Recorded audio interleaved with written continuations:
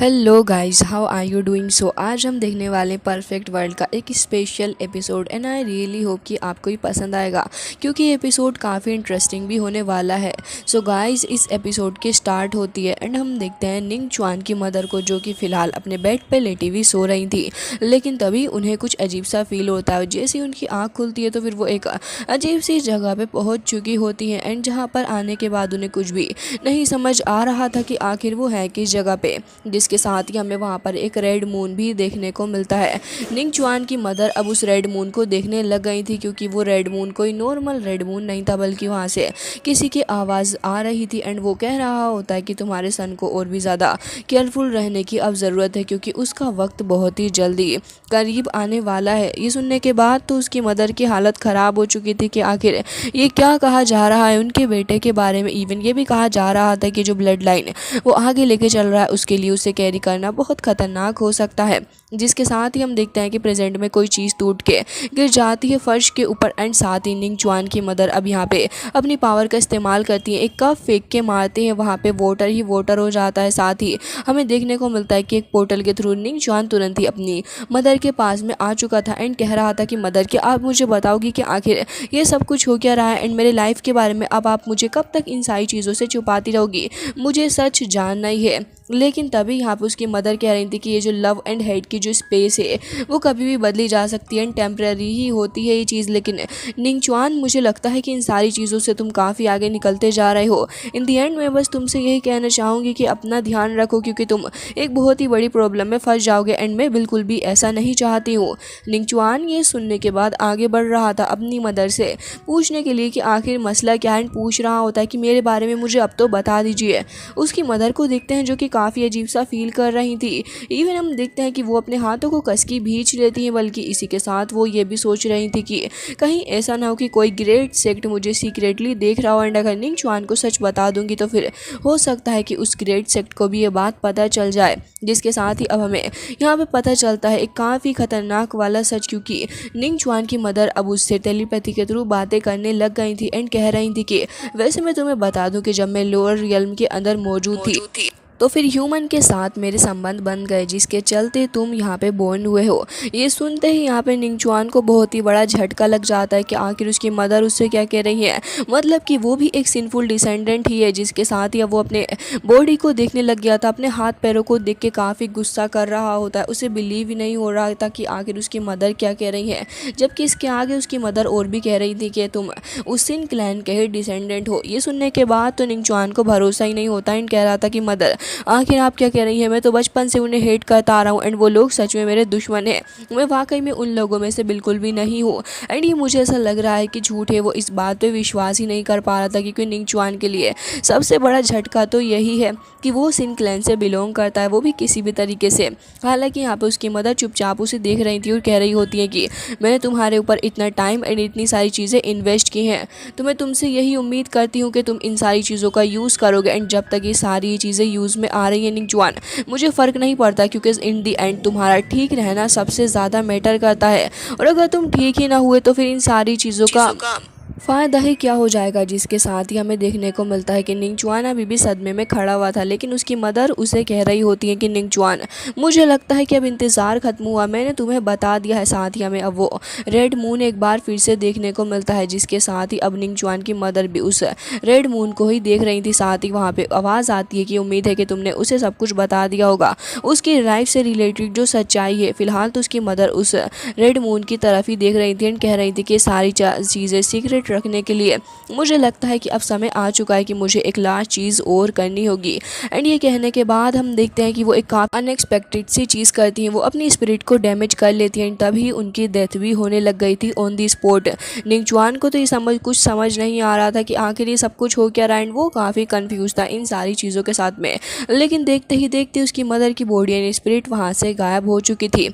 ये निंगचुआन के लिए काफ़ी बड़ा सा सदमा था कि आखिर ये हो क्या रहा है। इवन हमें निंगचुआन की आंखों में आंसू भी देखने को मिलते हैं। साथ ही हम देखते हैं कि निंगचुआन पूरे तरीके से टूट चुका था और पीछे की तरफ को हट जाता है। लेकिन अब सिन क्लैन के लिए उसके अंदर आक्रोश भर चुका था, बल्कि गुस्सा पहले से भी ज़्यादा हो चुका होता है। निंगचुआन कह रहा था कि अब मैं इस सिन क्लैन को पूरे तरीके से ख़त्म करके ही रहूँगा। साथ ही वो ये भी कह रहा था कि मैं एक्सट्रीमली टैलेंटेड हूँ एंड मैं हेवन से बिलोंग करता हूँ, ना कि उस घटिया क्लैन से। जिसके साथ ही अब हमें देखने को मिलता है कि निंगचुआन बर्फ़ की वादियों में ऐसे ही आगे बढ़ता जा रहा था। वो एक अलग ही चीज़ों को फील कर रहा होता है, क्योंकि उसकी मदर की जान जो चली गई है एंड दूसरा सदमा कि वो इस सिन क्लैन का ही डिसेंडेंट है। साथ ही हमें देखने को मिलता है कि काफ़ी ज़्यादा सीरियस होने के बाद वो एक ब्रिज को देख रहा था एंड उसे देख के लग रहा होता है कि अब वो बिल्कुल भी नहीं छोड़ेगा एलेक्स एंड उसके भाइयों को।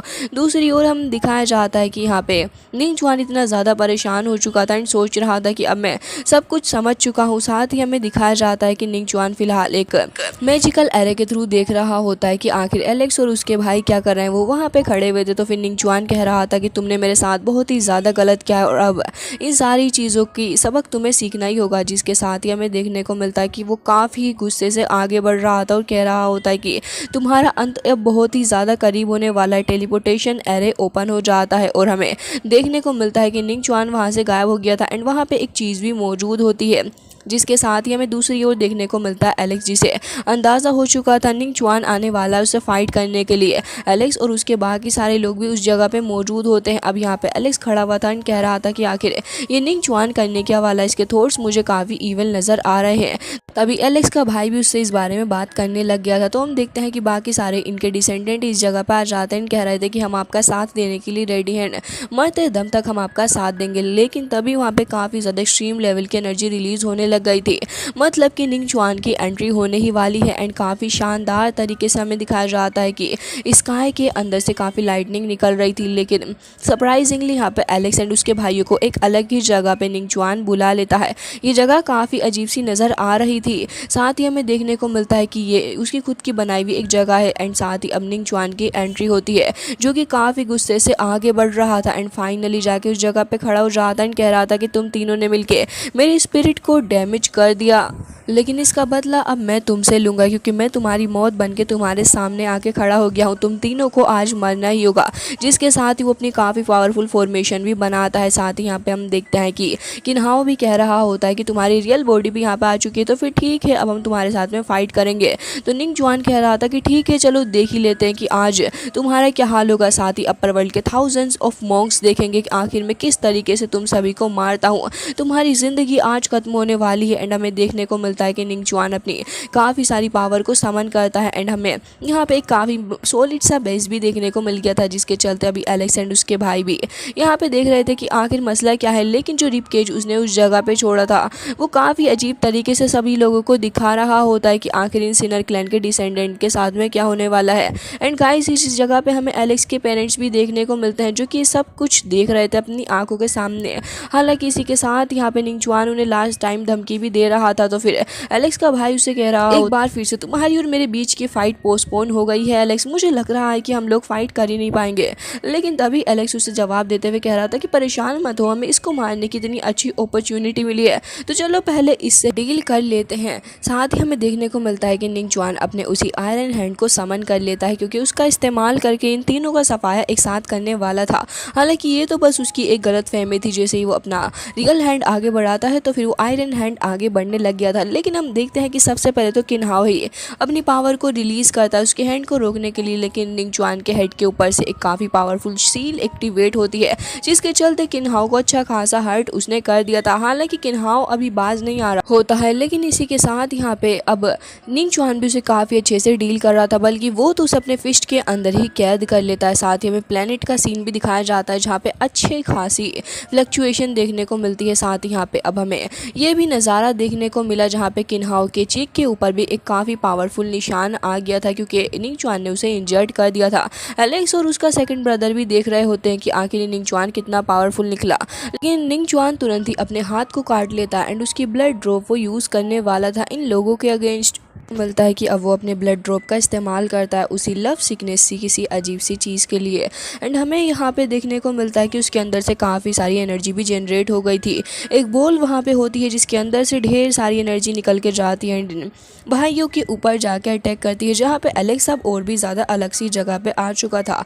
अब यहाँ पे खड़े हुए सारे ही लोग यही देख रहे होते हैं कि आखिर मसला क्या है एंड ये सब कुछ चल क्या रहा है इस जगह में एंड निंग चुआन क्या करने की कोशिश कर रहा है। साथ ही एलेक्स अभी काफ़ी ज़्यादा शांत था और ये समझने की कोशिश कर रहा होता कि आखिर निंग चुआन की कौन सी नई और घटिया चाल है। हालांकि इसी के साथ निंग चुआन भी टेलीपोर्टेशन एरे का इस्तेमाल करते हुए उस जगह पे आके खड़ा हो गया था, ठीक ही एलेक्स के सामने। एंड फिर अब हमें देखने को मिलता है कि एलेक्स अभी भी शांत ही था, तो फिर निंग चुआन कह रहा होता है कि तुम तो आज काफ़ी ज़्यादा शांत लग रहे हो। साथ ही वो अपनी स्पिरिचुअल चेंज का इस्तेमाल करता है एलेक्स की तरफ को। दूसरी ओर एलेक्स और उसका दूसरा भाई फिलहाल तो एक जगह पे मौजूद थे एंड हमें देखने को मिलता है कि निंग चुआन यहाँ पर भी मौजूद था। फिलहाल तो ये दोनों भाई अभी यही कह रहे होते हैं कि मुझे लग रहा है कि तुम कुछ तो अजीब सा करने की कोशिश कर रहे हो, लेकिन हम तीनों को ही मिलकर नहीं हरा पाओगे निंग चुआन। साथ ही यहाँ पे वो दोनों काफ़ी एरोगेंटली भी खड़े थे निंग चुआन के सामने, बट जहाँ तक मुझे लगता है निंग चुआन इन दोनों से ज़्यादा स्ट्रॉन्ग है।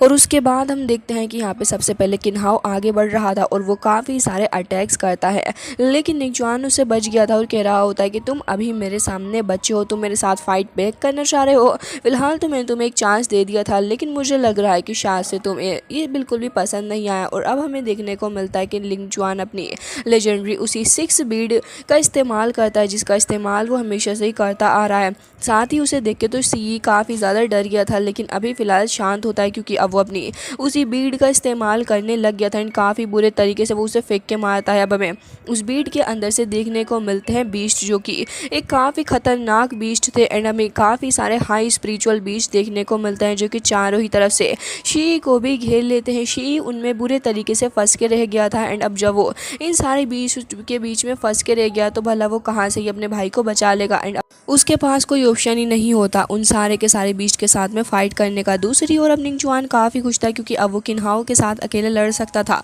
किन्हाओ उसके सामने है ही क्या चीज़, जैसे ही किन्हाओ उसके ऊपर मल्टीपल अटैक्स करता है वो तुरंत ही उसे पकड़ लेता है एंड कह रहा था कि मैंने नोटिस किया कि तुम्हारे अंदर, तुम्हारी चेस्ट के अंदर एक बोन मौजूद है ना, और वो एक फेरी बोन है। चलो अच्छा, ये मुझे वो चाहिए, किसी भी हालत में उसे तुमसे हासिल करके रहूँगा। वो उसकी चेस्ट के ऊपर अटैक करने की कोशिश कर रहा था। निंग चुआन कैसे भी करके पीछे को हट जाता है, लेकिन अब वो समझ चुका था कि निंग चुआन को उससे इतना बड़ा लालच है, भला कैसे ही निंग चुआन अब उसे छोड़ सकता है। निंग चुआन उससे कह रहा था कि देखो तुम्हारा हाल क्या करता हूँ। वो तुरंत ही अपनी चेंज को समन कर लेता है। हालांकि किन्हाओ थोड़ी देर बचने की कोशिश करता है, बट अल्टीमेटली वो स्पिरिचुअल चेंज उसे पकड़ ही लेती है एंड अब किन्हाओ काफ़ी ज़्यादा बुरे तरीके से स्ट्रगल कर रहा था। इवन वो उन चेंज को खोल तक नहीं पा रहा होता। साथ ही अब हमें देखने को मिलता है कि यहाँ पे उसकी सोल को भी ग्रैब कर लिया होता है निंग चुआन ने, जिसके चलते अब यहाँ पे उसके पास कोई दूसरा रास्ता नहीं बचता। निंग चुआन अब फिलहाल आगे बढ़ रहा था और कह रहा होता है कि तुम लोगों ने मुझे काफ़ी हर्ट किया है, अब तुम सभी को इसके कॉन्सिक्वेंसेस भुगतने होंगे। वो तुरंत ही आगे बढ़ता है। इवन हमें देखने को मिलता है कि उसके फोरहेड के अंदर से उसकी सोल को ही पकड़ के खींच लेता है, जिसके चलते अब निंग चुआन बेहोश हो गया था एंड साथ ही अब हमें देखने को मिलता है कि उसकी सोल की हालत तो बुरी कर दी थी।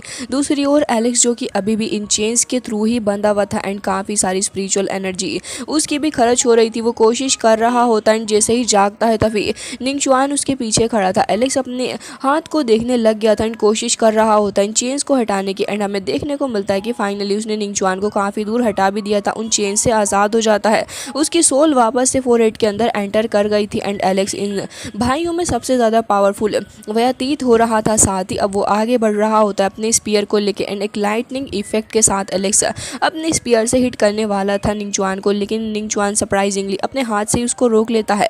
दोनों के बीच एक अच्छा खासा क्लैश हमको देखने को मिलता है, जहाँ निंग चुआन उसे कह रहा था कि तुम्हारा जो क्राइम है वो बहुत ही ज़्यादा बड़ा है, इसकी सज़ा तुम्हें मिलके रहेगी एंड मैं तुम्हें इसकी सज़ा दूंगा। एलेक्स कह रहा था कि बस तुम बस भी करो, तुम्हारी डर्टी बात है एंड तुम्हारी डर्टी ब्लड, मुझे नहीं समझ आता कि आखिर तुम्हें कब समझ आएगा कि हम तीनों भाई मिलकर तुम्हारा क्या हाल करेंगे। वैसे तो मैं ही काफ़ी हूँ तुमसे डील करने के लिए। साथ ही एलेक्स डबल स्लैश अटैक भी करता है, लेकिन निंग चुआन ईजिली उससे डील कर लेता है। एलेक्स अपने विंग्स ओपन करके आगे बढ़ रहा था, बट सडनली एलेक्स एक बार फिर से रुक जाता है एंड उसे कुछ अजीब सा महसूस हो रहा था, क्योंकि गाइस दूसरी तरफ किन हाओ की चेस्ट के अंदर से निंगचुआन उसकी बोन को निकाल रहा होता है, जिसका असर कहीं ना कहीं एलेक्स के ऊपर भी पड़ रहा था। निंगचुआन अपनी पावर के थ्रू एलेक्स के ऊपर अटैक करने वाला था, तो एलेक्स पीछे हट जाता है। हालांकि इसी के साथ वो अपने आयरन हैंड का इस्तेमाल करता है एलेक्स की तरफ। तो फिर दूसरी ओर हमें दिखाया जाता है कि शी भी इन सारे के सारे बीच से डील करते करते काफ़ी टायर्ड हो चुका है। बेचारे की हालत काफ़ी ख़राब है एंड हमें देखने को मिलता है कि निंगचुआन काफ़ी हैप्पीली अब आगे बढ़ रहा होता है उसकी चेस्ट के अंदर से निकालने के लिए बोन को। हाउ अभी भी काफ़ी ज़्यादा परेशान था एंड हमें देखने को मिलता है कि शी वो तो लगातार बीच से डील करते हुए आगे भाग रहा होता है। एंड जैसे ही निंगचुआन उसकी चेस्ट के अंदर हाथ डालने वाला था, एक बार फिर से आके वो उसे हटा लेता है अपने स्पीयर का इस्तेमाल करते हुए और कह रहा था कि सोचना भी मत, मेरे भाई के साथ ये सब कुछ करोगे तुम। हालांकि गाइस इसी के साथ ये फर्स्ट पार्ट हो जाता है एंड इसका सेकंड एपिसोड भी आपको काफ़ी जल्दी देखने के लिए मिलने वाला है, तो प्लीज़ उसके लिए भी इंतज़ार करिएगा।